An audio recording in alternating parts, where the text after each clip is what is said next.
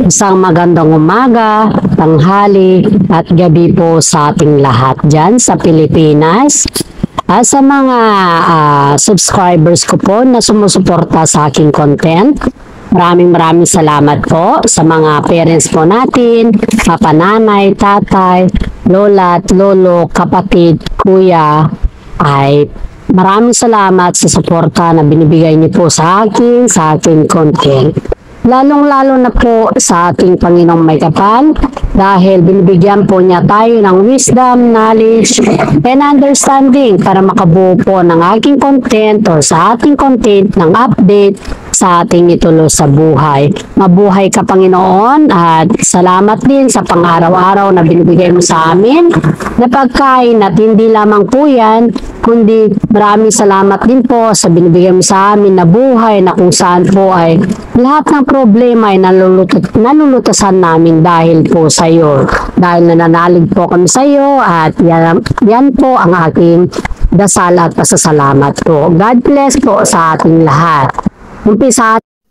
Umpisahan na po natin ng Kimbaw, Tambalan at iba pang showbiz ganap. Hello mga guys or mga madlang people dyan. Heto na po ang pinakahihintay natin sa lahat. Ay nag-umpisa na ang bagong project nila Kim Chiu at saka si Paolo Avellino.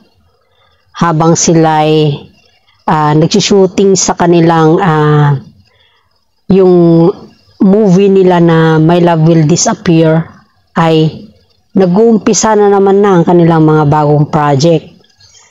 Isipin mo guys isipin ninyo to guys, sa dami-dami ng mga tambalan sa ngayon, hindi pa tapos yung project ng mga Kimpaw, may susunod na naman na isushooting nila na bago na naman na project nila. Dito natin makikita na sobrang sikat ng Kimpaw, no? At hindi lang po yan, hindi lang po sikat, kundi isa sa kanilang veterano.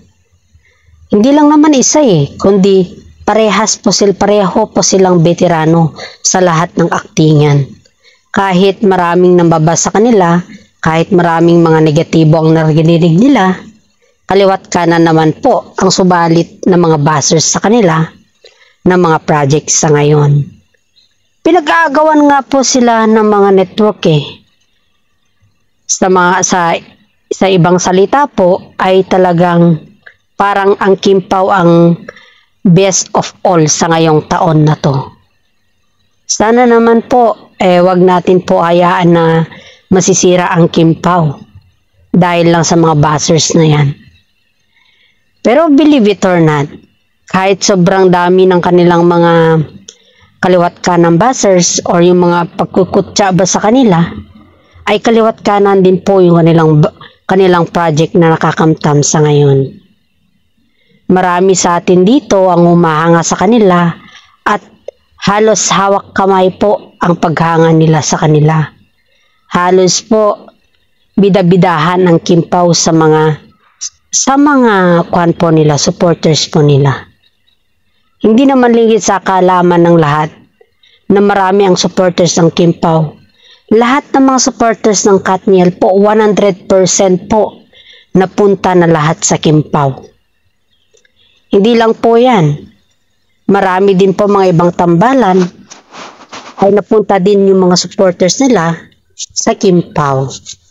Kaya nga po sa atin sa ngayon, dahil kaliwat kanan ang mga project ng Kimpaw, sabi nga ni Kim Chiu, hindi ko po makakamit ang kaliwat kanan na project kung wala po kayo na naging inspirasyon ko sa larangan ng showbiz at industriya.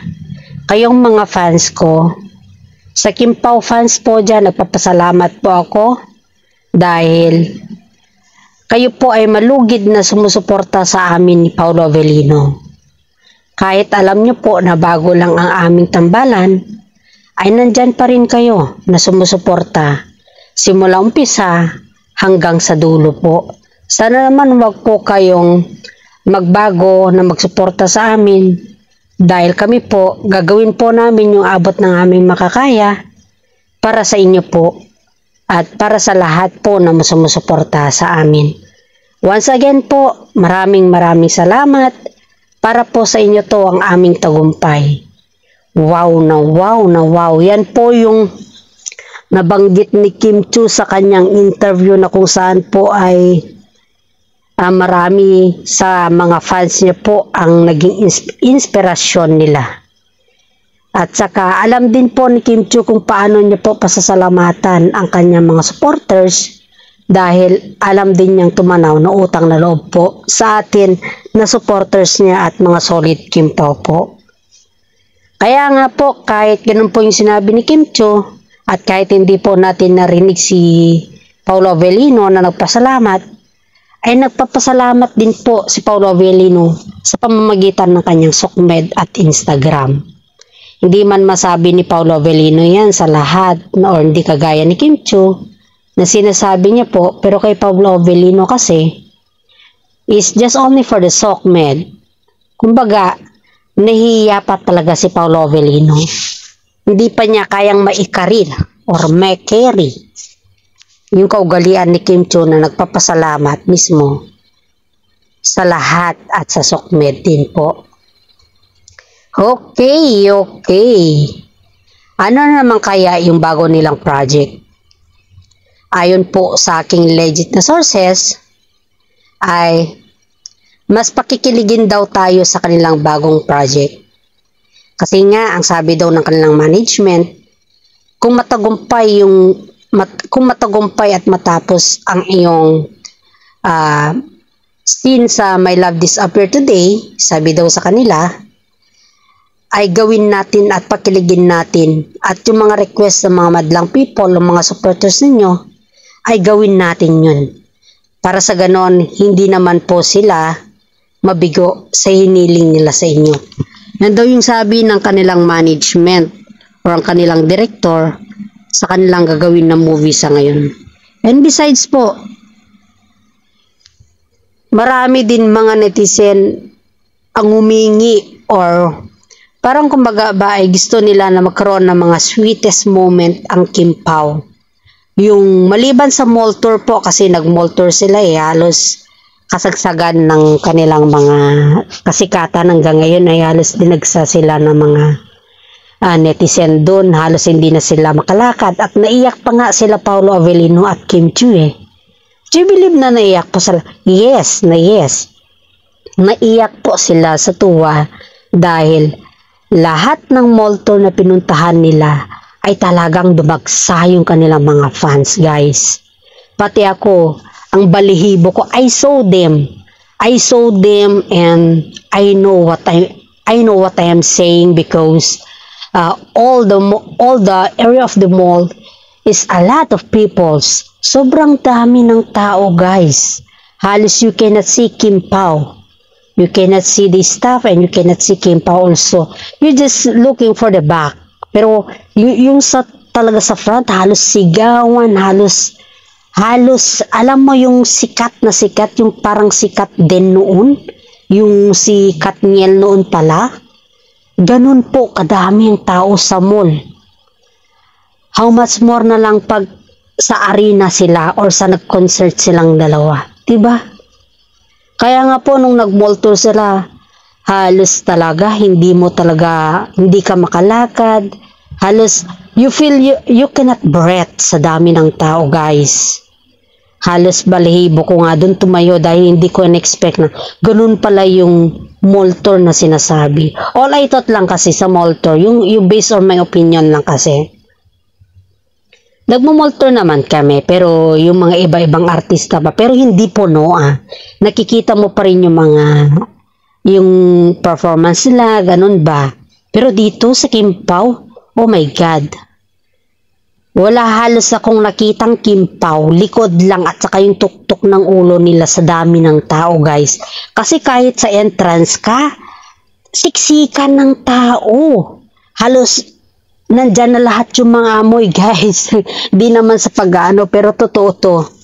Kaya sabi ko nga sa inyo, sarap pala sa pakiramdam yung mag-mall tour ka na kasama mo at makikita mo kahit lugod lang nila Kim Pao na paborito mo, di ba? I feel it, yes, absolutely, I feel it. Kaya pala yung sinasabi ng mga iba pag mall tour, dapat maaga tayo, dapat mas maaga pa sa alas 4 dahil maraming tao doon ang naghihintay at maraming tao doon ang makipagsiksikan. And that is very big true. Hindi yan joke lang or hindi yan salita lang or hindi yan for the content only. Hindi po, that is very big true. Kaya nga po, nung dumating ako dito, sabi ko, kahit nakipagsiksikan ako sa kanilang mall tour, at least, narinig ko mismo at nabuhayan na naman ang aking kalooban dahil nagkaroon na naman po ako ng inspirasyon na tao. Kahit man lang sa dami ng ating problema, gawin natin po silang inspirasyon. Okay guys, dadako na naman po tayo sa blind items natin for today. Do you remember guys yung blind items ko sa inyo na yung actress na sobrang inggit kay Kim Chiu? Ito guys, ito na naman yung bago niyang update sa ngayon. Itong actress na to, 'di ba? Hindi siya kinausap ni Kim Chiu simula nung nalaman ni Kim Chiu na inggit na siya sa kanya. Hindi na siya kinausap ni Kim Chiu even though itong actress na to is very close noon. Very close daw noon ito kasi kasama nila sa pelikula before and then parang lahat ata every time kasi na may mga hinihingi ito kay Kim Chiu ay binibigay din ni Kim Chiu and suddenly biglang nainggit. Ewan ko kung anong reason yung bakit siya nainggit at bakit siya nainggit kay Kim Chiu hindi naman dapat kiniinggitan si Kim Chiu dahil nga po ang success naman ni Kim Chiu sa ngayon ay iyon ay pinaghirapan niya. Pag naiinggit ka kasi it seems like you are feel insecure. May insecure ka kay Kim Chiu at dapat naman pag yung insecure ka kay Kim Chiu, gumawa ka naman yung mga way na ikakasikat mo din. Hindi yung maiinggit ka sa mga things or sa mga nangyayari kay Kim Chiu sa ngayon and behalf ay pinaghirapan naman po yan ni Kim Chiu. And we know that guys. Balik po tayo sa kanya. Mag-direct to the point po tayo. Masyado na kasing naaaliw na yung mga fans natin dito Eto na. Di ba nangyari na yun sa kanila? And then now, parang nagkaroon ng awkwardness. Dahil before pala yung mall tour nila Kim Chiu ay parang nag-present ata siya na something. We cannot, hindi na po natin elaborate kung ano yung something na present niya. Pero sabi daw ng management ni Kim Chiu na hayaan mo na lang. Sabi daw ng management ni Kim Chiu. And then nung parang na-deadma kasi siya, na-deadma na siya, diba? Ganun nga kasi yung issue niya. Na-deadma na siya. After ng deadma, nag-post na naman sa Sokmed niya. At ang sinabi niya doon, ginamit ko lang ako para sa inyong kasikatan. Yun yung post niya guys at hindi ko na po ito ilalagay sa aking screen dahil malalaman nyo din po kung sino tong actress na to. Although alam nyo at kilala nyo siya. Pero hindi nyo lang kasi alam na ganun pala yung kanyang ugali. For me naman kasi bilang isang content creator or bilang isang nag-update sa inyo. Alam nyo guys, hindi ito paninira sa actress na yan At saka, hindi ko din sinisiraan si Kim Chiu dito para mag-viral po. Para lang sa mga fans ng Kim Pao po to Kaya ko po ito ina-update kasi sa mga ibang content creator kasi, hindi nila kasi natitrace yung pinag-update ko Yung mga iba kasi is parang kinakopy na lang yung paminsan-minsan, gano'n, pero kino-convert na lang sa mga ibang dialogo. Pero ito kasi, I'm just saying to a direct to the point, guys. Itong actress na to, kahit ano daw yung hihilingin niya kay Kim Chiu, as long as na mayroon kay Kim Chiu, ay binibigay daw ni Kim Chiu. Tapos nag-post siya sa Sokmed na parang ginamit lang daw siya ni Kim Chiu. Ang tanong naman ng mga, syempre, Kim Pao na tong pinag-usapan natin Ang tanong daw naman ng mga Kim Pao fans sa kanya dun sa comment din niya.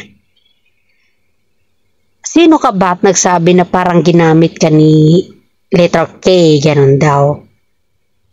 Although ikaw nga tong nambabas sa kanya, samantala ikaw tong maraming na-receive sa kanya. Which is tama naman yung isang nag-comment sa kanya na bakit kailangan humantong sa bagay-bagay na bigyan mo pa ng kahulugan, dinedma ka na nga lang, ikaw pa yung may karapatan ng bigay ng kahulugan ba? May karapatan ka naman kasi normal, lahat naman ng tao may karapatan. Pero, ilugar mo naman guys, ilugar niya naman. Dahil nga, siyempre ikaw tong may kasalanan bigla kang umepal. Diba? Bigla kang umepal. And then, ikaw pa tong may ganang magganon. Siyempre, ang hirap-hirap kaya sa sitwasyon na umepal ka tapos ikaw paggalit. Sa kanila kasi, normal lang yan sa kanila Pero sa ating kasi na Kim Pao fans is hindi na yan normal kasi nasasaktan na ang Kim Pao dyan. Aside from that, masasaktan rin po tayo. Ang advice ko lang dito sa actress na to ay sana naman, wag naman siyang mangbas or hindi sa mangbas ba. Kung naiinggit ka, gumawa ka ng way na kung saan ay ikaw din ay sisikat. Hindi yung sisikat ka sa kainggitan. Nandun na tayo sa punto na nakakamit lahat ni Kim Chiu yung kanyang karangalan sa ngayon at saka si Paolo Avellino. Pinaghirapan naman po nila yun. Hindi po nila yun hiningi. Kundi nakita ng kanilang management na kaya po nilang i-handle ang isa't isa. That's the point why they are putting them into trending and into the viral movie and situation right now. Kaya nga sa'yo, actress, gumawa ka din ng magandang bagay para sa ikakatuwa naman ng iyong mga fans. Huwag yung puro inggit kasi wala kang makukuha dyan May inggit ka sana sa mga tamang pamamaraan. Pamamaraan ba? Yung maganda. In a nice way, hindi yung maiinggit ka sa mga achievement na kung ano-ano na lang yung sinasabi mo. Hindi naman masama ang mainggit, pero ang masama lang kasi yung magsabi ka sa mga yung patamang salita ba, kung naiinggit ka at kung magpatama ka, gumawa ka na lang ng bagay-bagay na ikaka-trending mo Hindi yung ganyan. Kasi may mga ibang tao dito na hindi natin hawak ang kanilang utak at baka mamaya ikaw pa yung mabash ng todo-todo. Yan lamang po ang aking masasabi.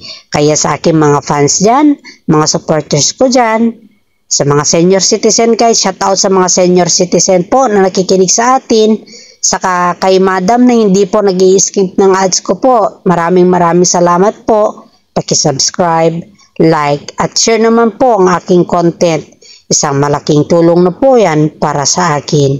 Sana naman po lahat ng aking content ko ay panoorin ninyo po hanggang simula at hanggang sa dulo po. And this is all and God bless po sa lahat. Happy Friday po. Thank you and God bless.